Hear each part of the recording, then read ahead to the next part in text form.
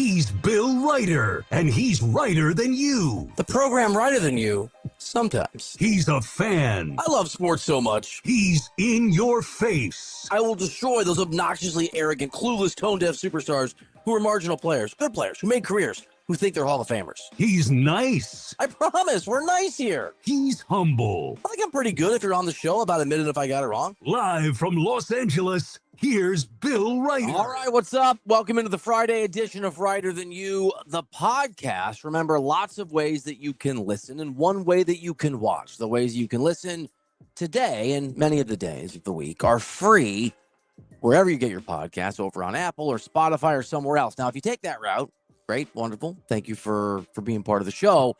There will be ads. Maybe you love these ads. Maybe they're not annoying. Maybe they are selling you the very things you've been searching for.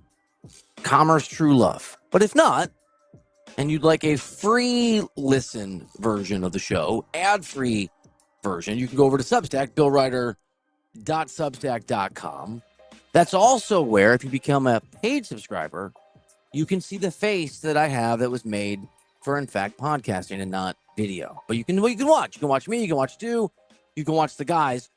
This is week 3 of the program being a podcast after 10 years of it being a radio show.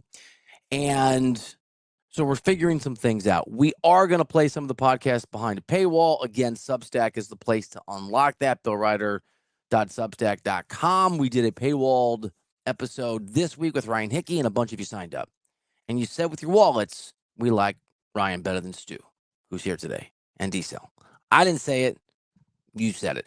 And we'll have some guests, and I'm trying to land some good ones over the next few weeks. I've got someone down for Wednesday that I think you'd be excited to hear from. That'll be behind a paywall as well, if we can make it work.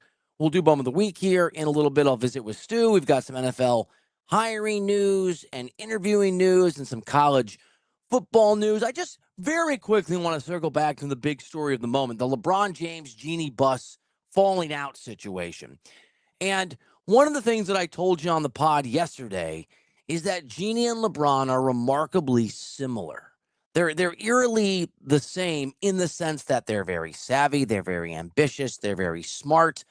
I actually find them both fairly likable until they turn on you. Now, Genie's never turned on me. She's very nice to me. So I like Genie. I have liked LeBron. But when LeBron has a meanie face to me, it's harder to like him. But there's a charm that they have. They are surrounded by sycophants. They are, I don't know if insecure is the word. That is the word. There's an insecurity there. They're complicated people in the spotlight.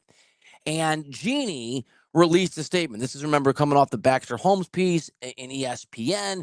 That's primary focus of that story was to walk us through the machinations and the politics, the succession, real-life succession story of how and why Genie Buss led the charge to sell the Los Angeles Lakers to the Dodgers ownership group.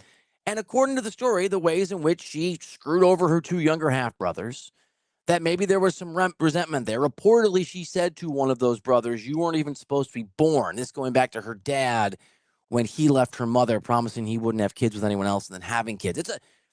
There's a lot of drama in this piece. And as a part of it, it was reported that she was tired of LeBron James, which strikes me as very realistic. I didn't get into whether she's right or wrong, whether she's being petty or he's being petty. But the reality is, it sounds like she was over LeBron.